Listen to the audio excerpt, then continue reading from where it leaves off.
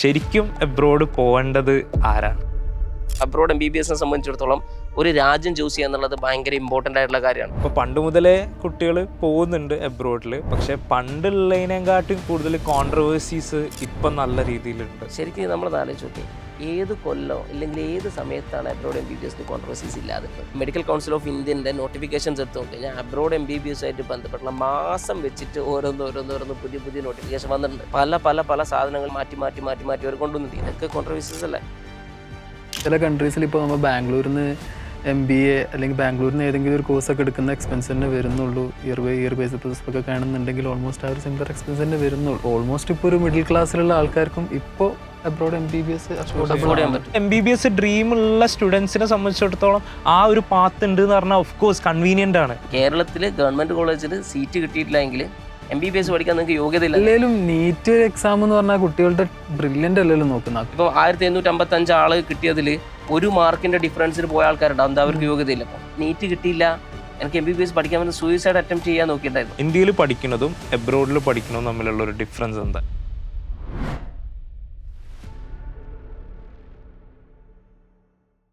നമ്മളിന്ന് നമ്മുടെ മെഡ്കാസ്റ്റിൻ്റെ, അതായത് MBBS ആയിട്ട് ബന്ധപ്പെട്ടുള്ള പോഡ്കാസ്റ്റിൻ്റെ 2ാമത്തെ എപ്പിസോഡിലാണ്. അതായത് കഴിഞ്ഞ എപ്പിസോഡിൽ നമ്മൾ ഇന്ത്യയിലെ MBBS അബ്രോഡ് MBBS ഇവിടെയുള്ള സീറ്റിൻ്റെ ഡിഫിക്കൽറ്റിയും അതേപോലെ അബ്രോഡ് എന്തിനാണ് കുട്ടികൾ പോകുന്നത് എന്നുള്ളതും ഇങ്ങനെ കുറേ കാര്യങ്ങൾ പറഞ്ഞിട്ടുണ്ടായിരുന്നു. അപ്പോൾ ഈ ഒരു വീഡിയോയിൽ നമ്മൾ വിചാരിക്കുന്നത് അബ്രോഡ് ഒരുപാട് കൺട്രീസ് ഉണ്ട്, കുട്ടികൾ പല കൺട്രികളിലേക്ക് പോകുന്നുണ്ട്. അപ്പോൾ ഈ ഒരു കൺട്രീസിൻ്റെ ഓവർവ്യൂ, എങ്ങനെയാണ് ഈ കൺട്രീസിലെ ഡിഫറൻസ് വരുന്നത്, എന്താണ് ഇത് തമ്മിലുള്ള വ്യത്യാസം, ഇങ്ങനെ ഒരു കൺട്രിയുടെ ഒരു ഓവർവ്യൂ, ഇന്ന രാജ്യങ്ങളുണ്ട്, ഇന്ന രാജ്യങ്ങളിലേക്ക് കുട്ടികൾ പോകുന്നുണ്ട്, ഇന്നതാണ് കാര്യങ്ങൾ എന്നുള്ള ആ ഒരു രാജ്യത്തിൻ്റെ ഓവർവ്യൂ പറഞ്ഞു തരാന്നുള്ളത്. കാരണം അബ്രോഡ് MBBS സംബന്ധിച്ചിടത്തോളം ഒരു രാജ്യം ചൂസ് ചെയ്യുക എന്നുള്ളത് ഭയങ്കര ഇമ്പോർട്ടൻ്റ് ആയിട്ടുള്ള കാര്യമാണ്.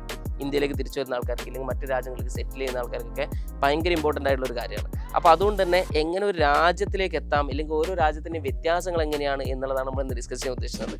അപ്പോൾ ഇന്ന് നമ്മൾ 3 പേര് തന്നെയാണ് ഉള്ളത്, ഞാനും ആഷിലും അതുപോലെ തന്നെ അർഷാദും. അപ്പോൾ നമുക്ക് നമ്മുടെ ടോപ്പിക്കിലേക്ക് പോലെ. എബ്രോഡ് MBBS ആക്ച്വലി എപ്പോൾ മുതലാണ് കുട്ടികൾ പോകാൻ തുടങ്ങിയിട്ടുള്ളത്? ശരിക്ക് 1970-80 കാലഘട്ടത്തിൽ തന്നെ ഇന്ത്യയിൽ നിന്ന് ശരിക്കും കുട്ടികൾ അബ്രോഡ് പഠിക്കാൻ പോകുന്നുണ്ട്. അപ്പോൾ ഇപ്പോൾ 1997 ഗ്രാജുവേറ്റ് മെഡിക്കൽ എഡ്യൂക്കേഷൻ റെഗുലേഷൻ വരുന്നത്. അതായത് ഇന്ത്യയിലുള്ള സ്റ്റുഡൻസിനെ എഡ്യൂക്കേഷൻ റെഗുലേറ്റ് ചെയ്യാൻ വേണ്ടിയിട്ടുള്ള ഒരു നമ്മൾ ഇപ്പോൾ ഉള്ള NMC റെഗുലേഷനിലെ അതുപോലുള്ള മുന്നിറക്കിയ ഒരു റെഗുലേഷനാണ്. അപ്പോൾ ഈ റെഗുലേഷൻ വരുന്ന സമയത്ത് അതിൽ തന്നെ FMGന് വേണ്ടിയിട്ട് ഒരു എക്സാം കണ്ടക്ട് ചെയ്യണം, FMG എക്സാം കണ്ടക്ട് ചെയ്യണം എന്ന രീതിയിലൊരു പോയിന്റ്. പിന്നെ 2002 എക്സാം എൻഫോഴ്സ് ചെയ്ത് പിന്നെ നടത്തിക്കൊണ്ടുവരുന്നത്. അപ്പോൾ അതായത് ആ സമയത്ത് തന്നെ എന്ത് ചെയ്യുന്നുണ്ട്, കുട്ടികൾ പുറത്ത് പോയി പഠിക്കുന്നുണ്ട്. ഓൾമോസ്റ്റ് 70-80 തന്നെ ഉക്രൈനിലും റഷ്യയിലൊക്കെ കുട്ടികൾ പോയി പഠിക്കുന്നുണ്ട്. കാരണം ആ സമയത്ത് അവിടെ അഫോർഡബിൾ ആയിട്ടുള്ള എൻട്രൻസ് എക്സാം ഇല്ലാതെ പിന്നെ കിട്ടിക്കൊണ്ടിരുന്നത്, അതായത് MBBS ഈസി ആയിട്ട് സീറ്റ് കിട്ടിക്കൊണ്ടിരുന്നത്. അപ്പോൾ ഇപ്പോൾ ഓൾമോസ്റ്റ് 40ഓളം കൺട്രികളിൽ അല്ലേ, ഇപ്പം നമുക്ക് തന്നെ ഓൾമോസ്റ്റ് 12-13 കൺട്രികളിലേക്ക് കുട്ടികൾ പോകുന്നുണ്ട്. അപ്പോൾ 40ഓളം കൺട്രികളിൽ ഇപ്പം കുട്ടികൾ എന്ത് തന്നെ FMGൻ്റെ റിസൾട്ട് വെച്ച് നോക്കുന്ന സമയത്ത്, ആ ലിസ്റ്റ് വെച്ച് നോക്കുന്ന സമയത്ത് അതെ 40ഓളം കൺട്രീസിൽ നിന്ന് കുട്ടികൾ വന്നു തുടങ്ങി. ഇപ്പോൾ ബഹ്റൈൻ എന്നൊക്കെ ആണെങ്കിൽ ഈ 2024 ഒരു കുട്ടിയുള്ളൂ, പക്ഷേ ഒരു കുട്ടി വന്ന് എഴുതുന്നുണ്ട്.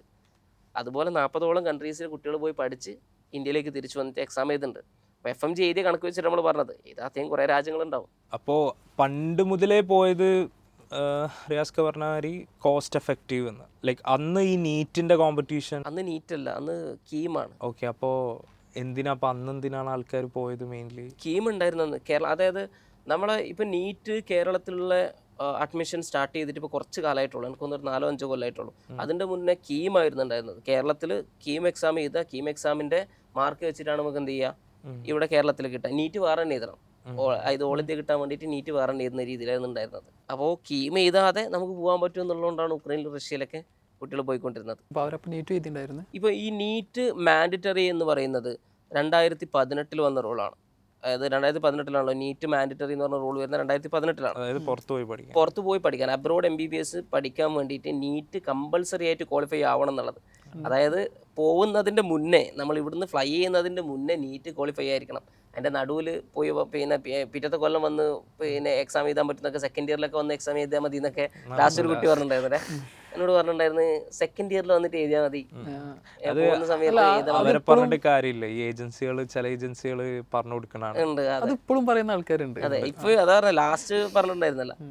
അപ്പോൾ അതായത് സെക്കൻഡ് ഇയർ വന്ന് എഴുതിയത് ഇത് 2018 തന്നെ റൂൾ ഇറക്കിയിട്ടുള്ളതാണ്. നീറ്റ് പോകുന്നതിൻ്റെ മുന്നേ ക്വാളിഫൈ ആണ്, അതായത് എലിജിബിലിറ്റി എക്സാം ആണ്. ഇത് എലിജിബിൾ ആയാലേ പോയിട്ട് കാര്യമുള്ളൂ, അല്ലെങ്കിൽ ഇന്ത്യയിലേക്ക് തിരിച്ചു വരാൻ പറ്റില്ല. വേറെ പ്രശ്നങ്ങളൊന്നുമില്ല. വേറെ ബാക്കിയുള്ള രാജ്യങ്ങളിൽ വർക്ക് ചെയ്യണമെങ്കിൽ അങ്ങനെ പോയി വർക്ക് ചെയ്യാം. കാരണം ഈ രാജ്യങ്ങളിലൊന്നും ഇപ്പോൾ ജോർജിയ അല്ലെങ്കിൽ പിന്നെ ഉസ്ബെക്കിസ്ഥാൻ, ഈ രാജ്യങ്ങൾക്കൊന്നും നീറ്റ് വേണ്ടല്ലോ. ഒരു സ്ഥലത്ത് നീറ്റ് വയ്ക്കുന്നില്ല. ഇപ്പം ജോർജിയയിൽ എന്താണെന്ന് വെച്ച് കഴിഞ്ഞാൽ നീറ്റ് ഉണ്ടെങ്കിൽ മാത്രമാണ് വിസ അടിക്കുള്ളൂ. പക്ഷേ വേറെ കോഴ്സ് എടുത്തിട്ട് കോഴ്സ് ചേഞ്ച് ചെയ്ത് കഴിഞ്ഞാൽ എന്ത് ചെയ്യാൻ പറ്റും? MBBS ജോയിൻ ചെയ്യാൻ പറ്റും അല്ലേ? അതായത് ഇപ്പോൾ BDS അല്ലെങ്കിൽ ഫാർമസിയോ എടുത്തിട്ട് MBBSലേക്ക് ചേഞ്ച് ചെയ്യാൻ പറ്റും. അപ്പോൾ എന്താണെന്ന് വെച്ചാൽ നീറ്റിൻ്റെ ആവശ്യമില്ല ഈ രാജ്യങ്ങളിൽ പഠിക്കാൻ. നമ്മുടെ ഇന്ത്യയുടെ റെഗുലേഷൻ. അപ്പോൾ 2018 തന്നെ ഇത് എൻഫോഴ്സ് ചെയ്തിട്ടുണ്ട്, നീറ്റ് കമ്പൽസറി ആണെന്നുള്ളത്. അപ്പോൾ ഈ 2018 മുന്നേ എങ്ങനെയായിരുന്നു എന്ന് വെച്ച് കഴിഞ്ഞാൽ നമ്മൾ എലിജിബിലിറ്റി സർട്ടിഫിക്കറ്റ് വാങ്ങണമായിരുന്നു. അതായത് അബ്രോഡ് പോയി പഠിക്കണം എന്നുണ്ടെങ്കിൽ നമ്മൾ അന്നത്തെ MCAയിൽ നിന്ന് MCAയുടെ എലിജിബിലിറ്റി സർട്ടിഫിക്കറ്റ് വാങ്ങണം. ഈ എലിജിബിലിറ്റി സർട്ടിഫിക്കറ്റ് വെച്ചിട്ട് വേണം നമ്മൾ പോകാൻ. കാരണം നമ്മളെ +2 മാർക്കും കാര്യങ്ങളൊക്കെ ഓക്കെയാണ്, നമ്മൾ അബ്രോഡ് പഠിക്കാൻ എലിജിബിൾ ആണെന്നുള്ള എലിജിബിലിറ്റി സർട്ടിഫിക്കറ്റ് വാങ്ങിയിട്ട് വേണം നമ്മൾ പോകാനുണ്ടായിരുന്നത്. അപ്പോൾ തിരിച്ച് വന്ന് ഇവിടെ FM ചെയ്തിട്ടുണ്ടെങ്കിൽ എലിജിബിലിറ്റി സർട്ടിഫിക്കറ്റ് കൊടുക്കണം. അപ്പോൾ അതിപ്പോൾ മാറിയിട്ടാണ് എന്തെന്ന് വെച്ച് കഴിഞ്ഞാൽ നീറ്റ് അയക്കണത്. അപ്പോൾ നീറ്റ് എന്ന് പറഞ്ഞാൽ ഇപ്പം ഗവൺമെന്റ് ഒന്നും നോക്കണ്ട, എലിജിബിലിറ്റിയോ കാര്യങ്ങളൊന്നും എടുക്കണ്ട, നീറ്റ് ക്വാളിഫൈഡോ നീറ്റിന് സ്കോർ കാർഡ് കയ്യിലുണ്ടായാൽ മതി. ഇപ്പോൾ പണ്ട് മുതലേ കുട്ടികൾ പോകുന്നുണ്ട് എബ്രോഡിൽ, പക്ഷേ പണ്ടുള്ളതിനെക്കാട്ടും കൂടുതൽ കോൺട്രവേഴ്സീസ് ഇപ്പം നല്ല രീതിയിലുണ്ട്. ശരിക്കും നമ്മൾ ആലോചിച്ച് നോക്കിയേ, ഏത് കൊല്ലോ അല്ലെങ്കിൽ ഏത് സമയത്താണ് അബ്രോഡ് MBBSൽ കോൺട്രവേഴ്സീസ് ഇല്ലാതിരുന്നത്? പണ്ടുണ്ടായിരുന്നു. അതായത് ഗ്രാജുവേറ്റ് മെഡിക്കൽ എഡ്യൂക്കേഷന് ശേഷം, പിന്നെ എഡ്യൂക്കേഷൻ റെഗുലേഷന് ശേഷം 2002 FMGL റെഗുലേഷൻ വന്നു. അതിനുശേഷം നമ്മളിപ്പം FMGL റെഗുലേഷന് ശേഷമുള്ള ഇന്ത്യൻ, അതായത് മെഡിക്കൽ കൗൺസിൽ ഓഫ് ഇന്ത്യൻ്റെ നോട്ടിഫിക്കേഷൻസ് എടുത്ത് നോക്കിക്കഴിഞ്ഞാൽ അബ്രോഡ് MBBS ആയിട്ട് ബന്ധപ്പെട്ടുള്ള മാസം വെച്ചിട്ട് ഓരോന്ന് പുതിയ നോട്ടിഫിക്കേഷൻ വന്നിട്ടുണ്ട്. പല സാധനങ്ങൾ മാറ്റി അവർ കൊണ്ടുവന്നിട്ടുണ്ട്. ഇതൊക്കെ കോൺട്രവേഴ്സീസ് അല്ലേ? 2018 നീറ്റ് കമ്പൽസറി, അതിൻ്റെ മുന്നേ വേറെതായിരുന്നു. പിന്നെ അതേപോലെ തന്നെ പോയി വന്നു കഴിഞ്ഞാൽ WHO ലിസ്റ്റ് ആവണം എന്നുള്ള റൂൾ വന്നു. അതേപോലെ തന്നെ പിന്നെ പോകുന്ന യൂണിവേഴ്സിറ്റിക്ക് ഇന്ന കാര്യങ്ങൾ ഉണ്ടായിരിക്കണം. പിന്നെ മുന്നേ, അതായത് NMC വരുന്നതിൻ്റെ മുന്നേ എങ്ങനെയാണെന്ന് വെച്ചാൽ MCAയുടെ ലിസ്റ്റ് ഉണ്ടായിരുന്നു. MCAൻ്റെ അതായത് അറിയാമല്ലോ, അതായത് ഒരു കോളേജിൻ്റെ ലിസ്റ്റ് MCA പുറപ്പെടുവിക്കും. ഈ ലിസ്റ്റിലുള്ള ഏത് യൂണിവേഴ്സിറ്റി നമുക്ക് പോയി പഠിക്കാം. NMC റെഗുലേഷൻ ഒന്നും ഉണ്ടായിരുന്നില്ല. അത് മാറിയിട്ടാണ് പിന്നെ NMC റെഗുലേഷനിലേക്ക് വരുന്നത്. ഇപ്പോൾ NMC എന്ന് പറഞ്ഞു കഴിഞ്ഞാൽ ഈ നാഷണൽ മെഡിക്കൽ കമ്മീഷനാണ് ഇന്ത്യയുടെ എല്ലാ റെഗുലേഷൻസും, അതായത് മെഡിക്കൽ എഡ്യൂക്കേഷൻ മൊത്തം റെഗുലേറ്റ് ചെയ്യുന്നത്. ഇവർ 2021 നവംബർ 18 ഒരു റൂൾ ഇറക്കിയിട്ടുണ്ടായിരുന്നു.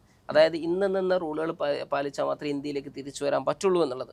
അപ്പോൾ അതിൽ ഒന്നാമത് പറയുന്നത് എന്താണെന്ന് വെച്ചാൽ നമ്മൾ അതിനെക്കുറിച്ച് ഡീറ്റെയിൽ ആയിട്ട് എക്സ്പ്ലെയിൻ ചെയ്തൊരു വീഡിയോ ഉണ്ട്. അതിൻ്റെ ലിങ്ക് ഞാൻ ഇവിടെ ഐ ബട്ടണിൽ കൊടുക്കാം. അത് പലരും അത് കാണണം, മസ്റ്റാണ്. നമ്മൾ എബ്രോഡ് MBBS പഠിക്കാൻ പോകുന്ന സ്റ്റുഡൻസ് റിസർച്ച് ചെയ്യുകയാണെങ്കിൽ ഫസ്റ്റ് നോക്കേണ്ട പാർട്ട് അതാണ്. കാരണം ഗവൺമെൻറ് നമ്മളെടുത്ത് പറയണതാണ് ഈ കാര്യങ്ങൾ പക്കായിട്ട് ഫോളോ ചെയ്യുന്ന കൺട്രി ചൂസ് ചെയ്യണം. അപ്പോൾ ആര് റിസർച്ച് ചെയ്യുകയാണെങ്കിലും first thing NMC guide lines എന്താണെന്നുള്ളത് പക്ക നമുക്കൊരു ഐഡിയ വേണം. അതെ. അപ്പോൾ അങ്ങനെ എല്ലാ സമയത്തും ഈ കോൺട്രവേഴ്സീസ് ഉണ്ടായിട്ടുണ്ട്. കാരണം മെഡിക്കൽ എഡ്യൂക്കേഷൻ എന്ന് പറഞ്ഞാൽ ഇന്ത്യയിൽ ശരിക്ക് വളരെ ഒരു സെൻസിറ്റീവായിട്ടുള്ളൊരു ഫീൽഡാണ്. അതായത് ഭയങ്കര ഇമ്പോർട്ടൻ്റ് ആയിട്ടുള്ളൊരു ഫീൽഡാണ്. അതുകൊണ്ട് തന്നെ ഇന്ത്യ ഗവൺമെൻറ് നല്ല രീതിയിൽ റെഗുലേറ്റ് ചെയ്യുന്നൊരു സാധനമാണ് ഈ ഒരു മെഡിക്കൽ എഡ്യൂക്കേഷൻ എന്ന് പറഞ്ഞാൽ. ഇപ്പം ശരിക്കും നോക്കുകയാണെങ്കിൽ ഇന്ത്യയിൽ നിന്ന് പൈസ പുറത്തേക്ക് പോകുന്നതിൻ്റെ ഇഷ്യൂ കൊണ്ടായിരുന്നു ഇന്ത്യ ഗവൺമെൻറ് ഇത്രയും റെഗുലേഷൻ വെക്കുന്നുണ്ടായിരുന്നെങ്കിൽ ആദ്യം വെക്കേണ്ടത് UK കാനഡയായിരുന്നു. കാരണം അതിൻ്റെ ഒരു 10-1 പൈസ പോലും അബ്രോഡ് MBBSന് ചിലവാകില്ല. 2 ലക്ഷത്തോളം കുട്ടികളാണ് പുറത്ത് പോയിട്ട് എന്ത് ചെയ്യുന്നത്, ഇന്ത്യയിൽ നിന്ന് പുറത്ത് പോയി പഠിക്കണം. അപ്പോൾ അതിൽ വെറും 20,000 10% താഴെ മാത്രമാണ് എന്ത് ചെയ്യുന്നത് അബ്രോഡ് MBBS ഉള്ളൂ. അപ്പോൾ MBBS റെഗുലേറ്റ് ചെയ്യുന്നതിനേക്കാളും ബാക്കിയുള്ള രാജ്യങ്ങൾ റെഗുലേറ്റ് ചെയ്യാൻ ആദ്യം ചെയ്യേണ്ടിരുന്നത് ഫണ്ട് പോകാണെന്നാണെങ്കിൽ. പക്ഷെ അതല്ല അതിൻ്റെ കാരണം. ഇവിടെയുള്ള മെഡിക്കൽ സിസ്റ്റത്തിനെ കുറച്ചുകൂടെ സ്ട്രോങ് ആക്കുക എന്നുള്ള രീതിയിലാണ് അവർ ഉദ്ദേശിക്കുന്നത്. അപ്പോൾ അതുകൊണ്ട് തന്നെ കുട്ടികൾ പഠിക്കുന്ന സമയത്ത് നല്ല കോളേജിൽ നിന്ന് പഠിച്ചു വരണം എന്നുള്ള ഉദ്ദേശത്തിലാണ് ഈ NMC ഗൈഡ് ലൈൻസ് ഒക്കെ കൊണ്ടിരുന്നത്. പക്ഷെ അതിലൊരു ക്ലാരിറ്റി തരുന്നില്ല എന്നുള്ളൊരു പ്രശ്നം മാത്രമേ ഉള്ളൂ. ഓക്കെ, സോ ഇപ്പം പണ്ട് എനിക്ക് തോന്നുന്നു അത്യാവശ്യം കുറച്ച് ഫിനാൻഷ്യലി ഹൈ ആയിട്ടുള്ള ആൾക്കാരാണ് മെയിൻലി എബ്രോഡ് പോയിട്ടുണ്ടായിരുന്നുള്ളതെന്ന് തോന്നുന്നു. പിന്നെ ഡൗൺ ദ ലൈൻ എല്ലാവർക്കും ആക്സസിബിൾ ആയി. ഇപ്പം ലോ ബഡ്ജറ്റിലുള്ള യൂണിവേഴ്സിറ്റീസ് ഒക്കെ വന്നപ്പം ഓക്കെ, നാട്ടിലുള്ള സെൽഫ് ഫിനാൻസിൻ്റെ പകുതി പൈസയിൽ വരെ പഠിച്ചിറങ്ങാന്നുള്ള കാര്യങ്ങൾ വന്നപ്പോൾ ആൾക്കാർക്ക് കുറച്ചും കൂടി ഓക്കെ, ഫിനാൻഷ്യലി ഓക്കെ ആയതുകൊണ്ട് പോകാനുള്ള രീതിയിൽ പറ്റുന്നുണ്ട്. അപ്പോൾ ഒരുപാട് ആൾക്കാർക്ക് ആക്സസ് ഉണ്ട് ഇപ്പം. സോ നമ്മളിപ്പോൾ ലാസ്റ്റ് ഒരു ഡോക്ടറോട് 2000 സംതിങ്ങിൽ പഠിച്ചിറങ്ങിയ ഒരു ഡോക്ടറോട് സംസാരിച്ചിട്ടുണ്ടായിരുന്നില്ലേ? മൂപ്പര് പറഞ്ഞത്, ഞാൻ പഠിക്കുന്ന സമയത്ത് മൂപ്പര് പറഞ്ഞത്, ഞാൻ അബ്രോഡ് പോകുന്ന സമയത്ത്, അബ്രോഡ് പോകാന്ന് പറഞ്ഞു കഴിഞ്ഞാൽ ഒരു അപ്പർ മിഡിൽ ക്ലാസ് ഉള്ള ആൾക്കാർക്ക്, ആ കാറ്റഗറിയുള്ള ആൾക്കാർക്ക് മാത്രമുള്ളൊരു സാധനമാണ്. അപ്പോൾ ഞാൻ ആ സമയത്ത് ഭയങ്കര റിസ്ക് എടുത്ത് എൻ്റെ പേരൻസ് പിന്നെ ഒന്നും ഉണ്ടായിരുന്നില്ല, പക്ഷെ എന്നാലും അവർ ഭയങ്കര റിസ്ക് എടുത്തിട്ടാണ് എന്നെ അയച്ചതെന്നുള്ള രീതിയിൽ പറഞ്ഞിട്ടുണ്ടായിരുന്നു. ആ സമയത്ത് എനിക്ക് $200 എക്സ്പെൻസിന് അയച്ചു തന്നുകൊണ്ടിരുന്നത്. $600 ബാക്കിയുള്ള പേരൻസൊക്കെ കുട്ടിയൊക്കെ എടുത്തുകൊണ്ടിരുന്നത്. അപ്പോൾ ഞാൻ വളരെ കഷ്ടപ്പെട്ടിട്ടാണ് പഠിച്ചതെന്ന രീതിയിൽ ഡോക്ടർ പറഞ്ഞിട്ടുണ്ടായിരുന്നു. അതായത് ആ സമയത്ത് ഈ പറഞ്ഞ പോലെ ഒരു അപ്പർ മിഡിൽ ക്ലാസ്സിനുള്ള കുറച്ച് ആൾക്കാരാ പോകുന്നത്, പക്ഷെ പോകുന്ന ആൾക്കാരൊക്കെ അപ്പർ മിഡിൽ ക്ലാസ്സിലുള്ള ആൾക്കാർ തന്നെയാണ് പോയിട്ടുള്ളത്. റിയാസ് പറഞ്ഞ മാതിരി നേരത്തെ ഡോക്ടേഴ്സൊക്കെ പോയ പോലെ 5-6 ആൾക്കാരൊക്കെ അവരുടെ ബാച്ചിൽ ഉണ്ടായിരുന്നുള്ളൂ. പക്ഷേ ഇപ്പം ആക്ച്വലി അത്യാവശ്യം ഒരുപാട് ആൾക്കാർക്ക് ആക്സസിബിൾ ആണ്. ലോ ബഡ്ജറ്റിൻ്റെ ഒരുപാട് ഓപ്ഷൻസ് വന്ന് സെൽഫ് ഫിനാൻസിനെക്കാട്ടി ഏകദേശം പകുതി ഫീസിൽ വരെ പഠിക്കുക എന്ന് പറയുമ്പോൾ ഒരുപാട് ആൾക്കാർക്ക് അത് ആക്സസ് ആണ്, ഫിനാൻഷ്യലി ലോ ആയിട്ടുള്ള ആൾക്കാർക്കൊക്കെ തന്നെ. അപ്പം ഇത്രയും നമ്പർ ഓഫ് ആൾക്കാർക്ക് അത് ആക്സസ് ചെയ്യാൻ പറ്റുന്നുണ്ടെങ്കിലും ശരിക്കും എബ്രോഡ് പോകേണ്ടത് ആരാണ്? നിങ്ങൾ കൗൺസിൽ ചെയ്യുന്ന സമയത്ത് നിങ്ങൾക്ക് തന്നെ ഓൾമോസ്റ്റ് നിങ്ങൾക്ക് തന്നെ നിങ്ങൾ എന്നെക്കാളും നന്നായിട്ട് അറിയുന്നുണ്ടോ ആ കാര്യം? അല്ല, ഇപ്പോൾ ഇയർ ബേസിലൊക്കെ നോക്കുമ്പോൾ ചില കൺട്രീസിൽ ഇപ്പോൾ നമ്മൾ ബാംഗ്ലൂരിൽ നിന്ന് MBA അല്ലെങ്കിൽ ബാംഗ്ലൂരിൽ നിന്ന് ഏതെങ്കിലും ഒരു കോഴ്സൊക്കെ എടുക്കുന്ന എക്സ്പെൻസ് തന്നെ വരുന്നുള്ളൂ. ഇയർ ബേസ് ഒക്കെ കാണുന്നുണ്ടെങ്കിൽ ഓൾമോസ്റ്റ് ആ ഒരു സിമിലർ എക്സ്പെൻസ് തന്നെ വരുന്നുള്ളൂ. അപ്പോൾ ഓൾമോസ്റ്റ് ഇപ്പോൾ ഒരു മിഡിൽ ക്ലാസ്സിലുള്ള ആൾക്കാർക്കും ഇപ്പോൾ അബ്രോഡ് MBBS അഫോർഡബിൾ ചെയ്യാൻ പറ്റും. പക്ഷെ നമ്മളിവിടെ ഒരാളോടും ഇപ്പം ഇന്ത്യയിൽ അല്ലെങ്കിൽ കേരളത്തിൽ ഗവൺമെൻറ് കോളേജിൽ MBBS സീറ്റ് കിട്ടുന്ന ഒരാളോടും നമ്മൾ അബ്രോഡ് പോയി പഠിക്കുമെന്ന് പറയുന്നില്ല. നമ്മൾ അതേപോലെ തന്നെ ഇപ്പം ഇവിടെ മാനേജ്മെൻറ്റ് സീറ്റിൽ കിട്ടുന്ന കുട്ടികൾക്ക് നല്ല കോളേജാണെന്നുണ്ടെങ്കിൽ അവരോട് മാനേജ്മെൻറ്റ് സീറ്റ് ഇവിടെ തന്നെ എടുക്കാനാണ് എപ്പോഴും പറയാറുള്ളത്. എല്ലാ കുട്ടികളോടും നീറ്റ് പ്രിപ്പയർ ചെയ്യുന്ന സമയത്ത് കേരളം നോക്കാനാണ് പറയാറ്. കാരണം 1755 സീറ്റേ കേരളത്തിൽ ഗവൺമെൻറ്റിലുള്ളൂ. ഈ കുട്ടികൾക്ക് മാത്രമേ കിട്ടുള്ളൂ. അതായത് ഇപ്പോൾ പലരും പറയാറുണ്ട് കേരളത്തിൽ ഗവൺമെൻറ് കോളേജിൽ സീറ്റ് കിട്ടിയിട്ടില്ലെങ്കിൽ അല്ലെങ്കിൽ ഇന്ത്യയിൽ ഗവൺമെൻറ് കോളേജ് കിട്ടിയിട്ടില്ലെങ്കിൽ അബ്രോഡ് അതായത് MBBS പഠിക്കാൻ യോഗ്യതയില്ല. കേരളത്തിൽ ഗവൺമെൻറ് കോളേജിൽ സീറ്റ് കിട്ടിയിട്ടില്ലെങ്കിൽ MBBS പഠിക്കാൻ നിങ്ങൾക്ക് യോഗ്യതയില്ല. ഞാൻ പല സാധനങ്ങളും നിങ്ങളും കേട്ടിട്ടുണ്ടാവുമല്ലോ. ഇത് പറയുന്നത് മനസ്സിലാക്കേണ്ട കാര്യം 1755 സീറ്റുകളാണ് കേരളത്തിൽ ഗവൺമെൻറ്റിലുള്ളത്. വേണ്ട, എല്ലാ പ്രൈവറ്റ് മാനേജ്മെൻറ്റും കൂടെ കൂട്ടിക്കഴിഞ്ഞാൽ 4000 സീറ്റുകളാണ്. കേരളത്തിൽ 1.5 ലക്ഷം കുട്ടികൾ ഇതുണ്ട്. ഈ 1.5 ലക്ഷം കുട്ടികളിൽ ഒരു 50,000 കുട്ടികൾ നല്ല കഷ്ടപ്പെട്ട് ഹാർഡ് വർക്ക് ചെയ്ത് അങ്ങോട്ട് പഠിച്ചു തന്നിരിക്കാം. 720 720 കിട്ടിയെന്നിരിക്കാം. 40,000 ആൾക്കാർക്കും സീറ്റ് കൊടുക്കാൻ കേരളത്തിലുണ്ടാവുമോ? ഇല്ല. അപ്പോൾ അതൊരു ക്രൈറ്റീരിയ ആയിട്ട് എടുത്തിട്ടൊന്നും പറയാൻ പറ്റില്ല നമുക്ക്. അതായത് കേരളത്തിൽ കിട്ടിയാൽ മാത്രമാണ് നിങ്ങൾക്ക് ഇപ്പം 1755 ആൾ കിട്ടിയതിൽ 1 മാർക്കിൻ്റെ ഡിഫറൻസിൽ പോയ ആൾക്കാരുണ്ടാവും. എന്താ അവർക്ക് യോഗ്യതയില്ല. അപ്പം അതായത് ഈ ഗവൺമെൻറ് സീറ്റ് ഗവൺമെൻറ് കോട്ടയിൽ കിട്ടിയതിൽ 1 മാർക്ക് ഡിഫറൻസിൽ കിട്ടാത്ത കുട്ടികളുണ്ടാവും. ചിലപ്പോൾ ജനറൽ കാറ്റഗറിയിലുള്ള കുട്ടികൾക്ക് മാർക്ക് കൂടുതലുണ്ടാവും. നമ്മളിപ്പം ലാസ്റ്റ് പറഞ്ഞില്ല, അതായത് 630 635 കുട്ടികൾ മാർക്ക് കിട്ടിയ കുട്ടികളുണ്ട് അബ്രോഡ് നമ്മളിപ്പോൾ പഠിക്കണത്. നാട്ടിൽ സീറ്റ് കിട്ടിയില്ല. അതേ സമയത്ത് പിന്നെ ഇവിടെ നോക്കുകയാണ്, അതായത് 600 മാർക്കുള്ള കുട്ടികൾ കാറ്റഗറി ബേസിൽ കയറിയിട്ടുണ്ട്. 550 മാർക്കുള്ള കുട്ടികൾ കാറ്റഗറി ബേസിൽ കയറിയിട്ടുണ്ട്. അപ്പോൾ അതുമാത്രം കേരളത്തിലൊരു സീറ്റ് കിട്ടുകയാണെങ്കിൽ മാത്രമാണ് നമുക്കിവിടെ MBBS പഠിക്കാൻ യോഗ്യത എന്ന് പറഞ്ഞാൽ എന്തർത്ഥമുള്ളത്? 1 മാർക്കിൻ്റെ ഡിഫറൻസിൽ പോവാണ്. അപ്പോൾ 1 മാർക്കിന് പിന്നെ വ്യത്യാസം വരുന്ന ആൾക്കാർക്ക് എന്താ ഇൻ്റലിജൻസിൽ അത്രയും വലിയ വ്യത്യാസം ഉണ്ടോ? അപ്പോൾ ആ ഒരു ക്രൈറ്റീരിയ ഒക്കെ വെച്ച് പറയുന്ന ആൾക്കാർ ആകാശ് നോക്കി പറയേണ്ടി വരുന്നത്. അല്ലാണ്ട് അല്ലേലും നീറ്റ് എക്സാം എന്ന് പറഞ്ഞാൽ കുട്ടികളുടെ ബ്രില്യൻ്റ് അല്ലല്ലോ നോക്കുന്ന, കോമ്പറ്റേറ്റീവ് എക്സാം. അതായത് ഈ എപ്പോഴും പലരും വിചാരിക്കുന്നത് ഈ JEE കിട്ടിയിട്ടില്ലെങ്കിൽ അല്ലെങ്കിൽ നീറ്റ് കിട്ടിയിട്ടില്ലെങ്കിൽ ഇവർക്കൊന്നും ഒന്നും പഠിക്കാൻ യോഗ്യതയില്ല എന്നാണ്. പൊതുവെ നമ്മൾ ഇത്ര കാലം അതായത് നമ്മൾ പറയുന്നത് എന്താണെന്ന് വെച്ച് കഴിഞ്ഞാൽ ഇന്ത്യയിൽ ഗവൺമെൻറ്റിൽ കിട്ടുകയാണെങ്കിൽ ഇവിടെ തന്നെ പഠിക്കുക, മാനേജ്മെൻറ്റിൽ കിട്ടുകയാണെങ്കിൽ നല്ല കോളേജാണെങ്കിൽ ഇവിടെ തന്നെ പഠിക്കുക. അതല്ലാത്ത കുട്ടികൾക്കാണ് അതായത് MBBS എന്നുള്ള ആഗ്രഹം ഭയങ്കരമായിട്ടുണ്ട്. അവർക്കത് നമുക്ക് അറിഞ്ഞൂടാ കഴിഞ്ഞ അതായത് MBBSന് അങ്ങോട്ടേക്ക് അതല്ലാത്ത വേറൊരു സാധനം എനിക്ക് വേണ്ട എന്നുള്ള രീതിയിൽ നിൽക്കുന്നത്. ലാസ്റ്റ് നീറ്റിൻ്റെ ഒരു കുട്ടി അതായത് നീറ്റ് കിട്ടിയില്ല, എനിക്ക് MBBS പഠിക്കാൻ വേണ്ടി സൂയിസൈഡ് അറ്റംപ്റ്റ് ചെയ്യാൻ നോക്കിയിട്ടുണ്ടായിരുന്നു അല്ലേ. അതായത് അത്രയും ആഗ്രഹത്തിൽ അവർക്ക് നീറ്റ് എഴുതിയിട്ട് കിട്ടണില്ല. പക്ഷേ അവർ നന്നായിട്ട് പഠിക്കുന്ന കുട്ടികളാണ്. +2 90% മുകളിലുണ്ട്. അതേപോലെ തന്നെ എന്താണെന്ന് വെച്ച് കഴിഞ്ഞാൽ നീറ്റിലും നല്ല മാർക്കുണ്ട്. ഓൾമോസ്റ്റ് 400 450 500 മാർക്കുണ്ട്. പക്ഷേ അതിൻ്റെ മുകളിലേക്ക് അവർക്ക് എത്തിക്കാൻ പറ്റണില്ല. കാരണം എന്താ വെച്ചാൽ കോമ്പറ്റീഷൻ ആണല്ലോ. അപ്പോൾ അങ്ങനെയുള്ള കുട്ടികളെ സംബന്ധിച്ചിടത്തോളം അവർക്ക് MBBS പഠിക്കാൻ ഓപ്ഷൻ ഇല്ല എന്ന് പറഞ്ഞിട്ട് നിങ്ങൾക്ക് ഇനി പഠിക്കാനേ യോഗ്യതയില്ല എന്ന് പറയാൻ പറ്റില്ല. അപ്പോൾ അവർക്കുള്ള ഓപ്ഷനാണ് അബ്രോഡ്. അവർ പഠിച്ചിട്ട് നല്ല ടാലൻറ്റഡ് ആയിട്ടുള്ള ഡോക്ടറേറ്റ് വരും. കാരണം അവരുടെ പാഷൻ അതാണ്. അവരത്രയും പാഷനേറ്റ് ആയിട്ടുള്ള ആൾക്കാരാണ്. ഈ പാഷനേറ്റ് ആയിട്ടുള്ള നാട്ടിൽ കിട്ടാത്ത ഇതിനോട് ആഗ്രഹമുള്ള ആൾക്കാർ, ഹാർഡ് വർക്ക് ചെയ്യാൻ താല്പര്യമുള്ള ആൾക്കാരെയാണ് നമ്മൾ എന്ത് ചെയ്യുന്നത് അബ്രോഡ് പോകാനുള്ള ഓപ്ഷൻ പറയണത്. ഒന്നാമത്തത്. രണ്ടാമത്തെ ടൈപ്പ് ഓഫ് ആൾക്കാരെന്ന് വെച്ച് കഴിഞ്ഞാൽ ഇപ്പോൾ UK PR ഉള്ള ആൾക്കാരുണ്ട്. അതായത് അവിടെയുള്ള അച്ഛനും അമ്മയൊക്കെ അവിടെ ആയിരിക്കും, അവരും കുറച്ച് കാലം അവിടെ നിന്നതായിരിക്കും. അതല്ലെങ്കിൽ UK US പോലുള്ള രാജ്യങ്ങൾ സെറ്റിൽ ചെയ്താൽ മതി, ഇന്ത്യയിലേക്ക് വരേ വേണ്ട. കുറേ കുട്ടികൾ അങ്ങനെ പറയാറുണ്ടല്ലേ. നല്ല രീതിയിൽ ഗൾഫ് കൺട്രീസിൽ ഇന്ത്യ നീറ്റ് ചെയ്തിട്ട് പോടും, നീറ്റ് ചെയ്ത് ഞങ്ങൾക്ക് ക്വാളിഫൈ ചെയ്യാൻ ഇന്ത്യയിലേക്ക് തിരിച്ചു വരാൻ പറ്റില്ല. വേണ്ട, നീറ്റ് ചെയ്തിട്ടുണ്ടെങ്കിൽ എനിക്ക് ഇന്ത്യയിലേക്ക് വരേ വേണ്ട. ലൈക്ക് എന്തായാലും ഒരു കോമ്പറ്റേറ്റീവ് എക്സാമിന് പ്രിപ്പയർ ചെയ്യണം. ഒന്നെങ്കിൽ FMGക്ക് പ്രിപ്പയർ ചെയ്യാം, അല്ല പ്ലാബി USMൽ അങ്ങനത്തെ ഏതെങ്കിലും പ്രിപ്പയർ ചെയ്യാം.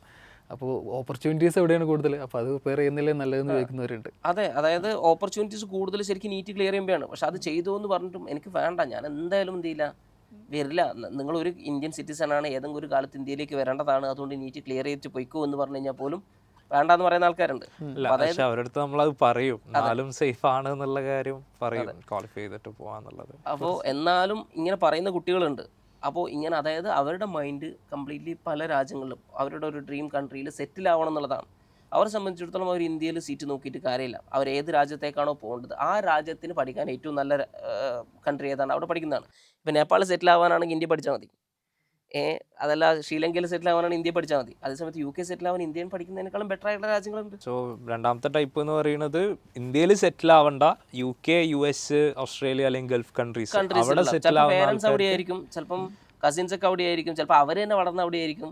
അങ്ങനെയൊക്കെയുള്ള ആഗ്രഹങ്ങൾ ഉണ്ടാവും. ചിലപ്പോൾ ഇല്ലെങ്കിലും ചെറുപ്പം മുതലേ അങ്ങനെ സെറ്റിൽ ആവണം എന്നുള്ള ഫാമിലിയിലുള്ള ആൾക്കാരൊക്കെ കണ്ടിട്ട് അങ്ങനെ പോകണം എന്നുള്ള ആഗ്രഹങ്ങളുള്ള കുട്ടികളുണ്ടാവും. അപ്പോൾ ആ ടൈപ്പ് ഓഫ് ആൾക്കാർ ഇന്ത്യയിൽ പഠിക്കുന്നത്, ഇപ്പം ഇന്ത്യയിൽ വർക്ക് ചെയ്യാനല്ല ആഗ്രഹം, പുറത്ത് സെറ്റിലായി വർക്ക് ചെയ്യാനാണ് ആഗ്രഹം. അങ്ങനെയുള്ള ആൾക്കാർ ഇന്ത്യയിൽ വർക്ക് ചെയ്യുന്നതും ഇന്ത്യയിൽ പഠിക്കുന്നതും എബ്രോഡിൽ പഠിക്കുന്നതും തമ്മിലുള്ള ഒരു ഡിഫറൻസ് എന്താ? എബ്രോഡിൽ പഠിക്കുന്നവർക്ക് എന്താ അഡ്വാൻറ്റേജ് ആയിട്ട് കിട്ടുന്നത്? ഒന്ന്, നീറ്റ് എക്സാമിൻ്റെ കോമ്പറ്റീറ്റീവ്നെസ് ഇല്ല, വലിയ ഇടങ്ങ, അതാണ് അതൊരു ക്വാളിഫൈ ആവാൻ വലിയ പ്രയാസമില്ല. ക്വാളിഫൈ ആവാൻ വലിയ പ്രശ്നമില്ല. പക്ഷേ നാട്ടിൽ കിട്ടുന്ന നീറ്റ് പോലെ ആവറേജ് ഒരു 2-3 വർഷം റിപ്പീറ്റ് ചെയ്തിട്ട് ആ ഒരു വർഷം കളയേണ്ട, എബ്രോഡിലേക്ക് അഡ്മിഷൻ പ്രൊസീജിയർ ഈസിയാണ്. ഇതല്ലാതെ പുറത്ത് സെറ്റിലായി ചെയ്യാൻ ആഗ്രഹിക്കുന്നവർക്ക് പുറത്ത് പഠിക്കുമ്പോൾ എന്തൊക്കെ അഡ്വാൻറ്റേജ്? അതായത് ഇത് പിന്നെയും കുറച്ചുകൂടെ സബ്ജക്റ്റീവാണ്. കാരണം എന്താ വെച്ച് കഴിഞ്ഞാൽ ഏത് രാജ്യം, അതായത് ഇപ്പോൾ UK സെറ്റിൽ ചെയ്യാൻ ആഗ്രഹമുള്ള ഒരാളാണ്, അവരെ സംബന്ധിച്ചിടത്തോളം അവർക്ക് ബഡ്ജറ്റ് ഉണ്ട്. വേറൊരു, അതായത് അബ്രോഡ് പഠിക്കുക എന്ന് പറയുമ്പോൾ എല്ലാവർക്കും പോയി പഠിക്കാൻ പറ്റുന്ന ഒരു സാധനമല്ല. നമ്മൾ നേരത്തെ പറഞ്ഞ പോലെ ഒരു മിനിമം ബഡ്ജറ്റ് വേണം. ഇപ്പോൾ കുറേ അഫോർഡബിൾ ആണെങ്കിൽ പോലും ഒരു മിനിമം ബഡ്ജറ്റുള്ള ആൾക്കാർക്ക് മാത്രമാണ് പോയി പഠിക്കാൻ പറ്റുള്ളൂ. അപ്പം പൈസ ഉള്ള ആൾക്കാർക്കാണ് ശരിക്കും അബ്രോഡ് പോയി പഠിക്കാൻ പറ്റുള്ളൂ. അവിടെ ഒരു ശരിക്കും ഒരു ലിമിറ്റേഷൻ ഉണ്ട്. എന്നാലും ഇപ്പം UK പോയി വർക്ക് ചെയ്യാൻ ആഗ്രഹമുള്ള ആളാണ്, ബഡ്ജറ്റ് വലിയ കുഴപ്പമില്ലാത്ത ആളാണ്. അങ്ങനെ വരുന്ന സമയത്ത് അവരെ സംബന്ധിച്ചിടത്തോളം ബൾഗേറിയയിൽ പഠിക്കുന്നതാണ് ഇന്ത്യയിൽ പഠിക്കുന്നതിനേക്കാളും ഫാർ ബെറ്റർ ആയിട്ടുള്ള കാര്യം. കാരണം ഇന്ത്യയിൽ പഠിച്ചു കഴിഞ്ഞാൽ അവർക്ക് എന്ത് ചെയ്യണമെന്ന് വെച്ചാൽ പ്ലാബ് എക്സാം ക്ലിയർ ചെയ്യണം. അതേ സമയത്ത് ഇപ്പോൾ അവർ ബൾഗേറിയ പഠിക്കാമെന്ന് വെച്ചോ, ബൾഗേറിയ പഠിക്കുകയാണെങ്കിൽ അവർ ബൾഗേറിയയിൽ നിന്ന് പഠിച്ചിറങ്ങുന്നതോടെ UK വിത്തൗട്ട് പ്ലാബ് അല്ലെങ്കിൽ UKML വരികയാണെങ്കിൽ UKML ഇല്ലാതെ ഡയറക്റ്റ് എന്ത് ചെയ്യും, രജിസ്ട്രേഷൻ കിട്ടും, ഫുൾ രജിസ്ട്രേഷൻ കിട്ടും. അപ്പോൾ UK പഠിക്കാൻ ആഗ്രഹിക്കുന്ന ആൾക്കാർക്ക് ശരിക്കും ഇന്ത്യയിൽ പഠിക്കുന്നതിനേക്കാളും ബൾഗേറിയ പഠിക്കുന്നതാണ്. പക്ഷേ ബൾഗേറിയ പഠിക്കണമെങ്കിൽ 75 ലക്ഷം രൂപ എക്സ്പെൻസ് ഉണ്ട്. അപ്പോൾ അത് മുടക്കാൻ പറ്റുമെങ്കിൽ ഇന്ത്യയിൽ പ്രൈവറ്റ് പഠിക്കുന്നതിനേക്കാളും എന്തായാലും പുറത്ത് പഠിക്കുന്ന അബ്രോഡ്, അതായത് ബൾഗേറിയ പോലുള്ള കൺട്രീസ് പഠിക്കുന്നതാണ് UK വർക്ക് ചെയ്യാൻ ബെനിഫിറ്റ് ആയിട്ടുള്ള. പ്ലാബ് ഇല്ലാതെ ബൾഗേറിയയിൽ നിന്ന് പോകാൻ പറ്റുമെന്ന് പറഞ്ഞത് 2028 ശേഷം അത് പ്ലാബ് ഇല്ലാതെ പോകാൻ പറ്റുമോ അല്ലെങ്കിൽ പിന്നെ പ്ലാബ് എഴുതിയിട്ട് പോകണോ എന്നുള്ളത് ഇതുവരെ UKML എഴുതിയിട്ട് പോകണോ എന്നുള്ളത് ഇതുവരെ ഡിസൈഡഡ് അല്ല. അത് ബ്രെക്സിറ്റ് കംപ്ലീറ്റ് ആവുകയാണെങ്കിൽ ബ്രെക്സിറ്റിൻ്റെ നെഗോഷിയേഷൻ എങ്ങനെയായിരിക്കും അതിനനുസരിച്ചാണ് ഉണ്ടാവുക. മോസ്റ്റ്ലി അതെന്തായാലും പ്ലാബ് ഉണ്ടാവില്ല എന്നുള്ള രീതിയിലാണ് എല്ലാ എക്സ്പെർട്ടുകളും പൊതുവെ പറയണത്. പിന്നെ വേറൊരു കാര്യം റിയാസ്ക, ഈ പിയർ പ്രഷർ ആക്ച്വലി നല്ലൊരു പാർട്ടാണ്. കാരണം ജോർജിയയിലൊക്കെ പഠിക്കാൻ പോകുന്ന സ്റ്റുഡൻസിന് തന്നെ മെയിൻലി അവർ ഇപ്പോൾ നമ്മൾ കൗക്കസ് യൂണിവേഴ്സിറ്റി പോലുള്ള യൂണിവേഴ്സിറ്റികളുണ്ട്, അവിടെ ആക്ച്വലി USMLEൻ്റെ ക്ലാസ്സുകളടക്കം പ്രൊവൈഡ് ചെയ്യും. എനിക്ക് തോന്നുന്നു നാട്ടിൽ ഒരു യൂണിവേഴ്സിറ്റീസും USMLEയുടേതോ അങ്ങനെ ബേസ്ഡ് ചെയ്തിട്ട് പ്രത്യേകിച്ച് ഒരു ഇത് കൊടുക്കണില്ല. അപ്പോൾ ഞാൻ പഠിക്കുന്ന കുട്ടികളോട് സംസാരിക്കുമ്പോൾ അവർ തന്നെ പറയും, ലൈബ്രറീസ് പോവുകയാണെന്നുണ്ടെങ്കിലും ഈവൻ ടീച്ചേഴ്സ് ആണെങ്കിലും USMLE ബേസ്ഡ് ആയിട്ടുള്ള ടീച്ചേഴ്സാണ്. ക്ലിനിക്കൽ സബ്ജക്റ്റുകൾ എടുക്കുന്ന ടീച്ചേഴ്സ് അതുമാത്രമല്ല, അവിടുത്തെ ക്ലാസ്സിൽ ഇവരുടെ കൂടെ ഉള്ള ആൾക്കാർ സീനിയേഴ്സൊക്കെ USMLEക്കും പ്ലാബിനും ഒക്കെ പ്രിപ്പയർ ചെയ്യാനുള്ള മൈൻഡ് സെറ്റ് ഉണ്ടായതുകൊണ്ട് തന്നെ ഇവർക്ക് അറിയാണ്, ഓക്കെ ഇവരുടെ സീനിയേഴ്സ് എടുത്തു നോക്കുമ്പോൾ USMLE പാർട്ട് ക്ലിയർ ചെയ്ത സീനിയേഴ്സ് ഉണ്ടാവുന്നുണ്ട്.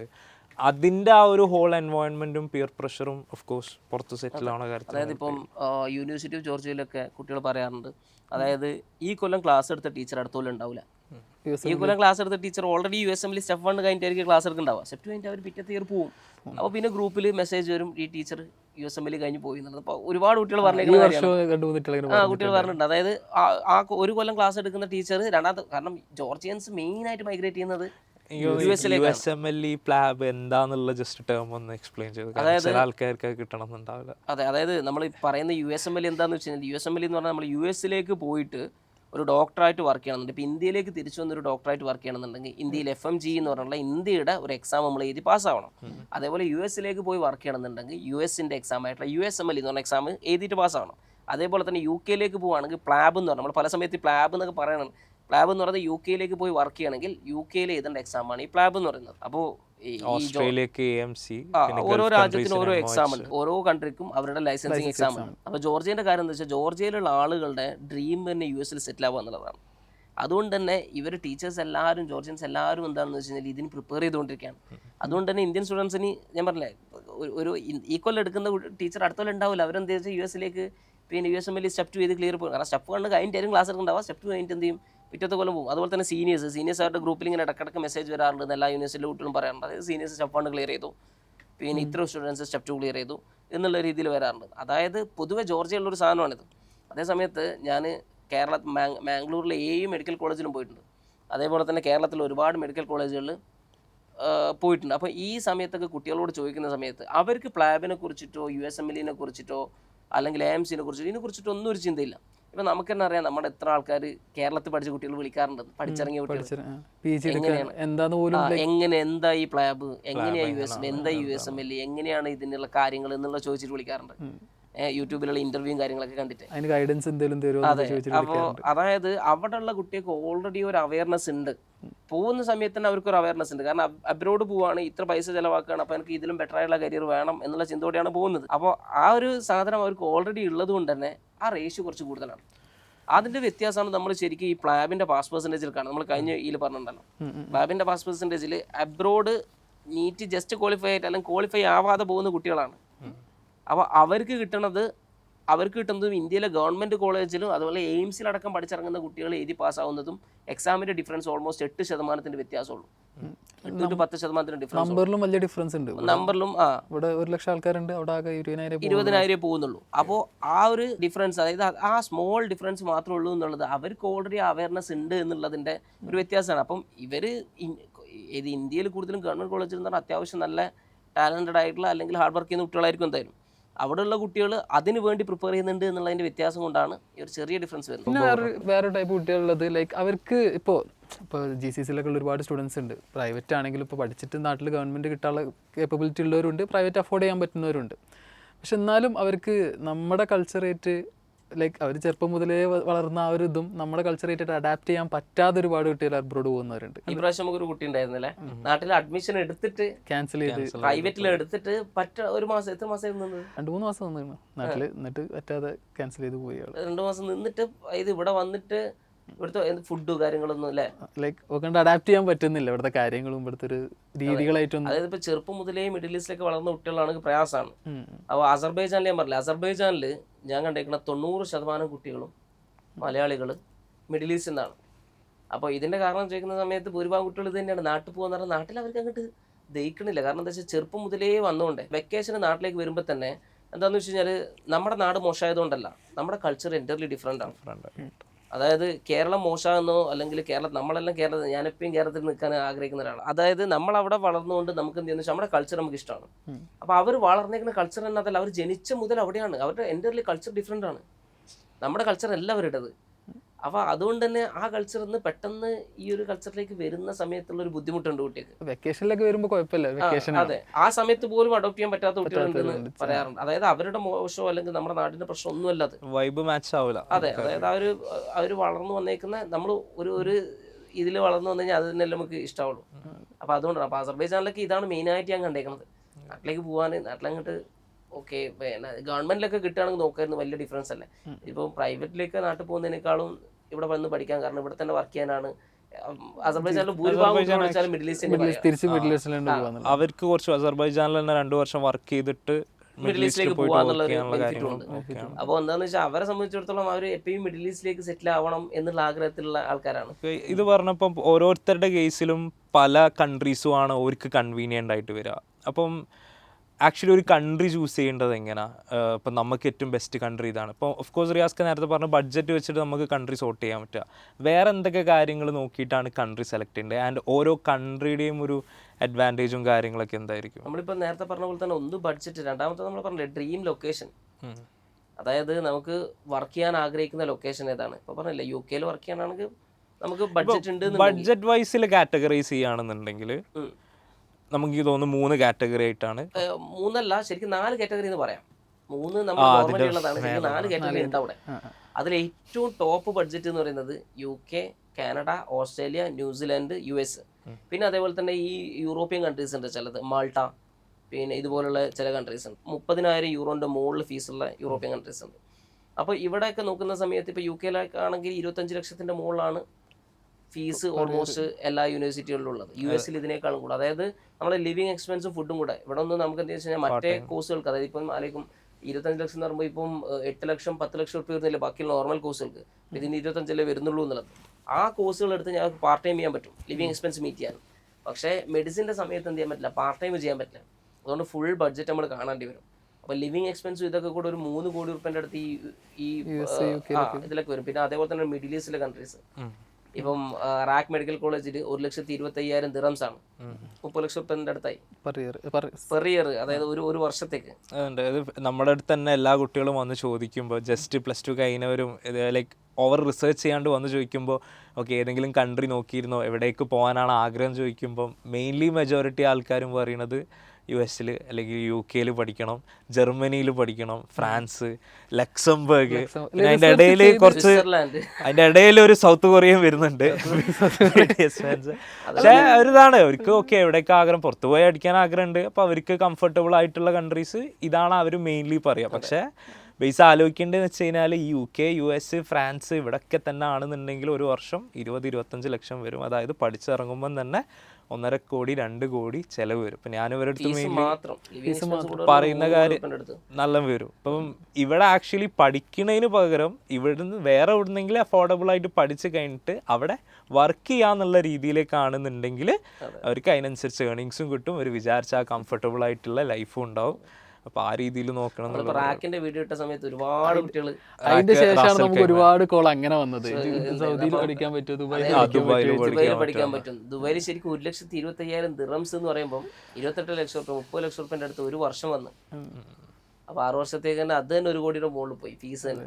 അപ്പൊ അതിപ്പം ബഡ്ജറ്റിന്റെ ഫസ്റ്റ് കാറ്റഗറി, അതായത് ഈ ഒരു ഏറ്റവും ടോപ്പിലുള്ള ഇങ്ങനത്തെ കൺട്രീസ് ചോദിക്കുന്ന സ്റ്റുഡൻസ് എന്ന് പറഞ്ഞാൽ അവർ റിസർച്ച് തുടങ്ങിയ സ്റ്റുഡൻസ് ആണ്, സ്വിറ്റ്സർലാൻഡ് ഇതുപോലുള്ള രാജ്യങ്ങൾ. പക്ഷെ ചില കുട്ടികൾ അത് ഇങ്ങനെ കിനാവ് കണ്ട് നിൽക്കുമ്പോൾ വലടുത്ത് ആ കാര്യം പറഞ്ഞാൽ പോലും സ്കോളർഷിപ്പ് ഉണ്ടോ, എന്തേലും നടക്കോ എന്നുള്ള ബേസിൽ ചോദിക്കും. കാരണം ഈ സ്കോളർഷിപ്പ് ഉണ്ടോ ചോദിക്കുന്ന പല സൈറ്റിലും സ്കോളർഷിപ്പ് കിട്ടും എന്ന് പറഞ്ഞാൽ ചില ആൾക്കാർ അവരെ കണക്ട് ചെയ്യാനും മാർക്കറ്റിങ്ങിന് വേണ്ടി ചുമ്മാ വെറുതെ സ്കോളർഷിപ്പ് കിട്ടും എന്ന് പറഞ്ഞ് എടുക്കും. US പഠിക്കാം ലോ ബഡ്ജറ്റിൽ, UK പഠിക്കാം കുറഞ്ഞ ഫീസിൽ എന്നൊക്കെ പറഞ്ഞിട്ട് ഇടും. സംഭവം എന്താണെന്ന് വെച്ച് കഴിഞ്ഞാൽ അവർ കൊണ്ട് അഡ്മിഷൻ ചെയ്യുന്നത് ജോർജിയയിലായിരിക്കും. USML എക്സാം എഴുതിയിട്ട് പോകണം. ഇതാണ് US പഠിക്കാൻ പറഞ്ഞിട്ട് പരസ്യം ചെയ്യണത്.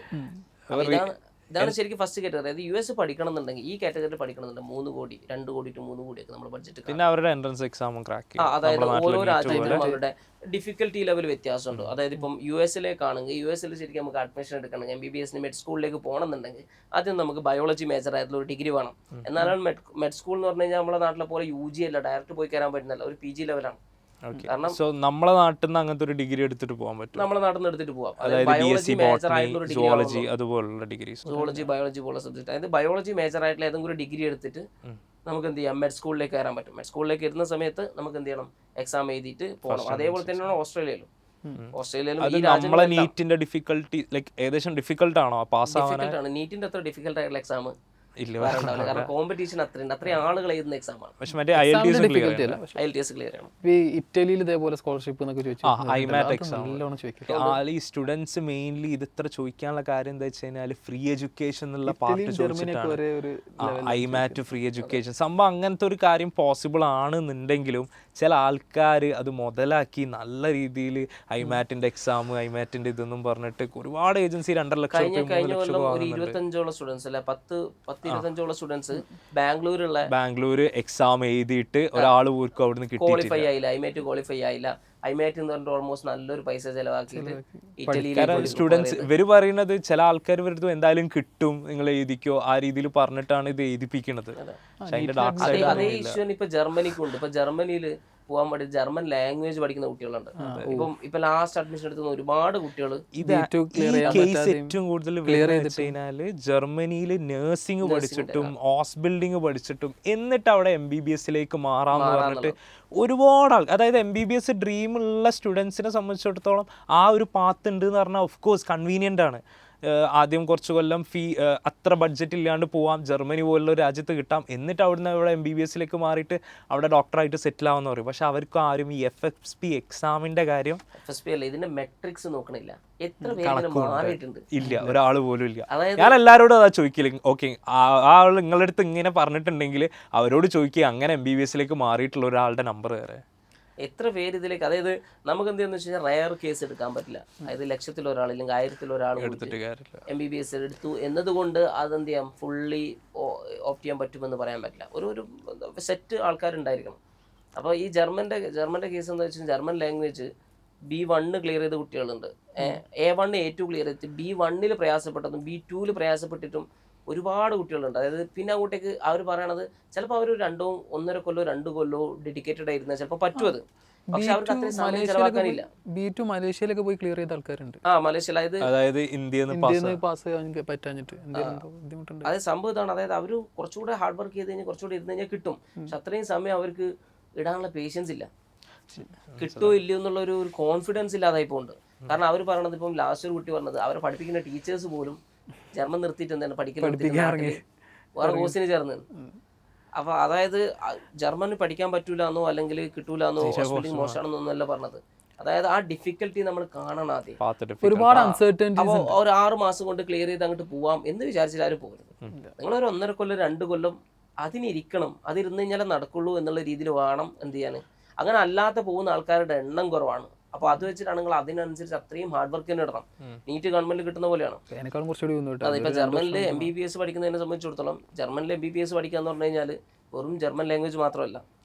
ആദ്യം എന്താണെന്ന് വെച്ചാൽ ജർമ്മനിയിലെ ഏത് യൂണിവേഴ്സിറ്റിയിലേക്ക് നമ്മളൊരു ഡിഗ്രിക്ക് കാരണമെങ്കിലും നമ്മുടെ സ്കൂൾ എഡ്യൂക്കേഷനും അവിടുത്തെ സ്കൂൾ എഡ്യൂക്കേഷനും നമ്മൾ ഇക്വേറ്റ് ചെയ്യണം. അപ്പോൾ ഇന്ത്യയിലെ സ്കൂൾ എഡ്യൂക്കേഷൻ എന്ന് പറഞ്ഞാൽ 12 വർഷം. നമ്മൾ +1 +2 പഠിച്ചിട്ടുള്ളൂ 10ാം ക്ലാസ് കഴിഞ്ഞിട്ട്. 12 വർഷമാണ്. ജർമ്മനിയിൽ എന്ന് പറഞ്ഞാൽ 13 വർഷമാണ് സ്കൂൾ എഡ്യൂക്കേഷൻ. അപ്പോൾ അതുമായിട്ട് ഇക്വേറ്റ് ചെയ്യണമെന്നുണ്ടെങ്കിൽ നമുക്കൊരു എക്സ്ട്രാ 1 ഇയർ വേണം. അതൊന്നെങ്കിൽ നാട്ടിൽ ഏതെങ്കിലും ഒരു ഡിഗ്രി എടുത്തിട്ട് ഡ്രോപ്പ് ചെയ്യണം, 1 വർഷം എടുത്തിട്ട് ഡ്രോപ്പ് ചെയ്തിട്ട് അത് ആ സർട്ടിഫിക്കറ്റ് വെച്ച് പോകണം.